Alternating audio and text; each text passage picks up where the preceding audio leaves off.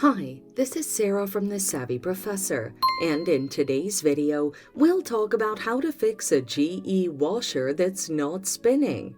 Watch until the end of the video to learn more. The following are some of the reasons why your GE washer isn't spinning: a faulty drive belt, a faulty lid switch, or motor coupling problems. Here's how to fix the issues. Replace the drive belt. First, unplug the washer from the power source and remove the top and side panels of the washer. Find the drive belt and check for any damages, and if it's faulty, replace it with a new one. Replace the lid switch. Unplug the washer from power and inside the washer, locate the lid switch. Use a multimeter to check for continuity, and if there's no continuity, replace it. Get another motor coupling.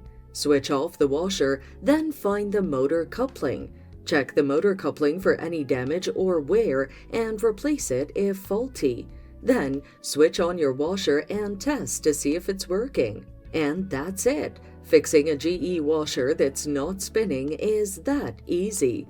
Thanks for watching. Till next time.